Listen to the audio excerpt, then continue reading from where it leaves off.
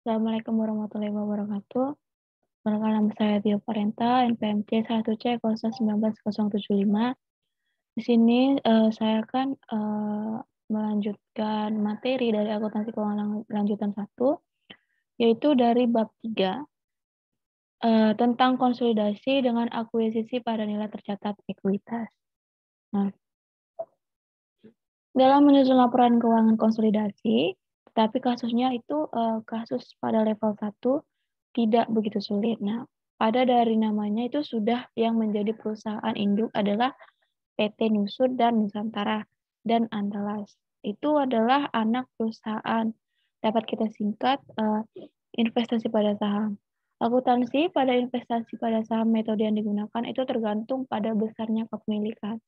Kalau 0% sampai 20% itu menggunakan metode biaya atau nilai wajar. Kalau 20% sampai 50%, maka kita gunakan metode ekuitas. Nah, kalau kepemilikan kita di atas 50% sampai dengan 100%, itu terkait dengan pencatatan investasi saham investor pada perusahaan investasi boleh memilih pakai metode entitas atau pakai metode biaya. Kalau dua kepemilikan yang lain itu tidak ada proses penyusunan laporan keuangan konsolidasian, karena apa? Karena masing-masing baik itu investor dan investi itu mereka sebagai entitas yang terpisah baik secara pencatatan maupun secara pelaporan. Kalau untuk dua kepemilikan tadi dari 0 sampai 20 dan 20 sampai 50. Lalu entitas entitas induk dan perusahaan anak itu masih sebagai suatu entitas catatan yang terpisah. Itu harus kita ingat. Jadi, secara entitas, pencatatan perusahaan induk dan perusahaan anak itu merupakan entitas pencatatan yang terpisah. Artinya, transaksi yang tersedia di perusahaan anak itu tetap harus dicatat oleh perusahaan anak. Transaksi yang dilakukan oleh induk itu tetap dicatat oleh perusahaan induk. Nah, transaksi yang melibatkan induk dan anak itu maka harus dicatat di kedua pembukuan. Letak pembeda dua kepemilikan sebelumnya adalah penyusunan laporan keuangan. Karena mereka itu dua entitas yang bergabung, sehingga perusahaan anak itu tidak menyusun laporan keuangan. Yang menyusun laporan keuangan adalah perusahaan induk dengan mengkonsolidasi dari semua data, saldo, dan akun-akun perusahaan anak.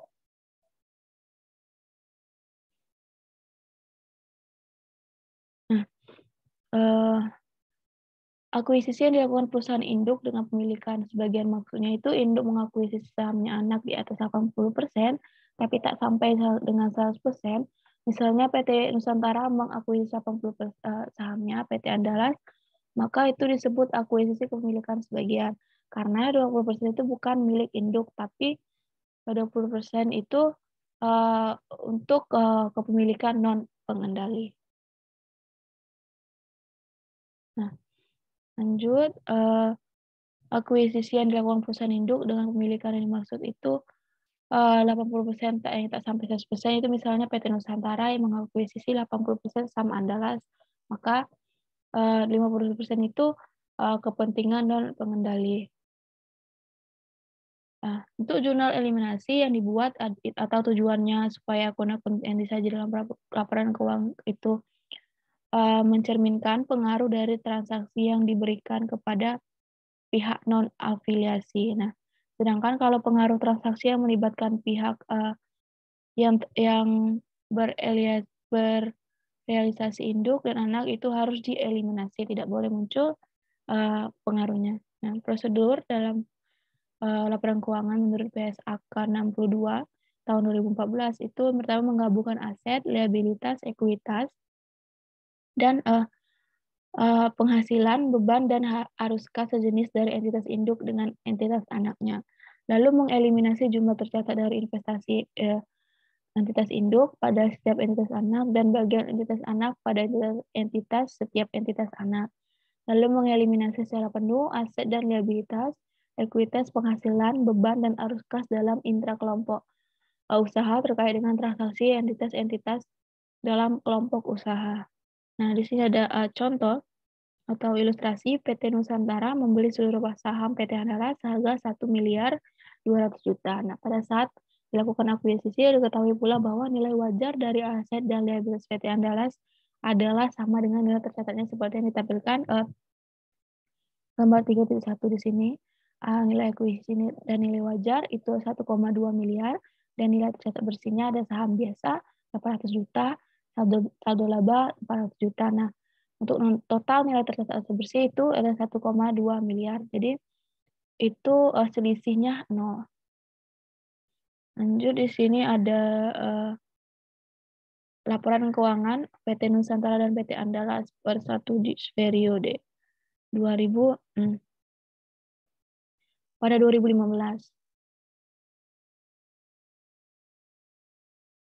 Nah, di sini pada gambar 3.2 ini terjadi perbedaan antara PT Nusantara. Lihat pada kas. Nah, pada kas PT Nusantara sebelumnya itu sebelum akuisisi itu ada 1,6 miliar. Sedangkan setelah diakuisisi itu tinggal 900. Kenapa? Karena dari jurnal membeli 100% saham dari PT Andalas tadi kan itu diposting lagi ke buku besar. Maka kasnya berkurang 1,2 miliar berarti tinggal 400 juta. Selanjutnya yang berbeda adalah akun investasi pada anak. Nah, akun investasi pada anak ini sebelum diakuisisi itu tidak ada akun investasi pada anak. Setelah kita lihat di sini muncul investasi pada anak atau PT Andalas sebesar 1,2 miliar. Oke, lalu untuk menyusun laporan keuangan konsolidasi setelah periode akuisisi, yang berbeda adalah laporan konsolidasiannya itu menjadi lebih banyak. Lalu kertas kerja konsolidasiannya yang setelah periode akuisisi itu memuat tidak hanya bagian laporan keuangan, tapi ada bagian dari laporan keuangan laba rugi dan perubahan laporan ekuitas. Lalu ada juga jurnal eliminasinya. Lalu selanjut di sini bisa kita lihat neraca saldonya dan jurnal. Nah, di sini untuk jurnal saham biasanya itu kita debitkan 800 juta dan saldo laba 400 juta. Lalu investasi pada anak PT Andalas itu 1,2 miliar. Nah, ingat bahwa saldo laba dan saham biasa ini saldo normalnya kredit. Jadi, kalau mau dihapuskan dalam eliminasi itu harus didebitkan. Setelah kertas kerja kita selesai, baru kita menyusun laporan keuangan dan laporan keuangan konsolidasi itu hanya laporan keuangan yang tinggal kita masukkan saja dari data yang tadi. Lanjut itu kita masukkan ke dalam laporan posisi keuangan dari jumlah yang telah kita perhitungkan.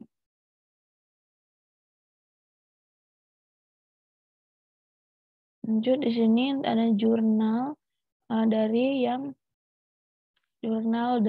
neraca saldo PT Nusantara 31 Desember 2015. Nah, di sini ada kas, diterima kas 50 juta pada investasi pada PT Andalas 50 juta. Dan untuk 13 Desember itu investasi pada PT Andalas 200 juta dan bagian laba itu 200 juta.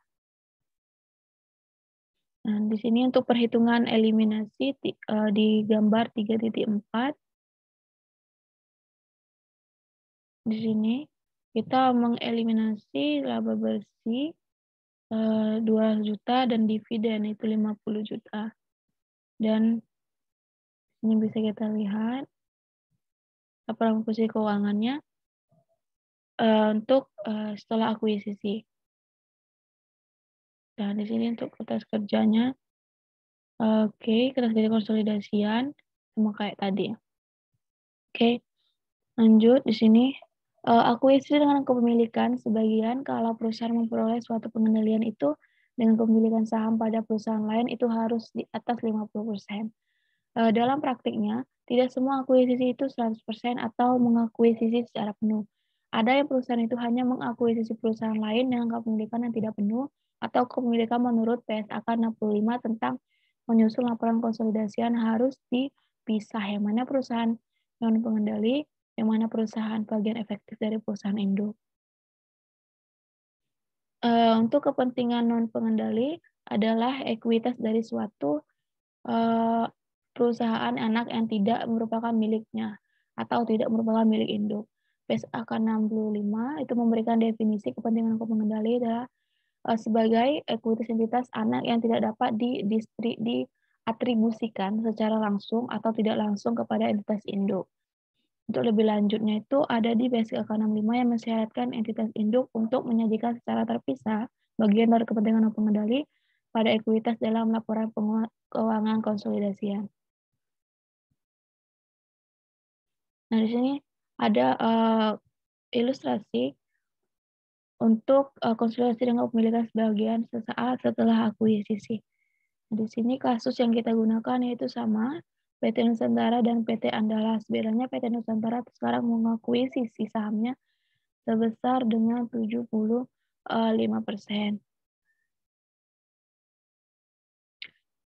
Saham Andalas seharga 900 juta. Nah,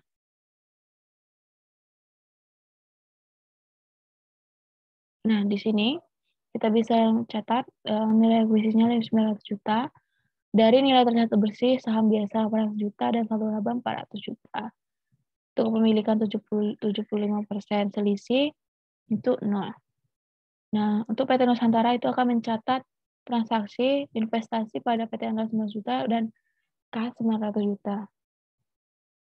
Setelah itu kita masukkan ke laporan keuangan dan laporan kertas kerja konsolidasian setelah akuisisi.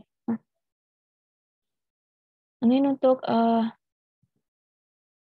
jurnalnya kita untuk jurnal eliminasi itu ada saham biasa PT Andalas 400 juta, saldo laba 400 juta dan mengkreditkan investasi pada PT Andalas 900 juta dan kepentingan dan pengendali itu 300 juta.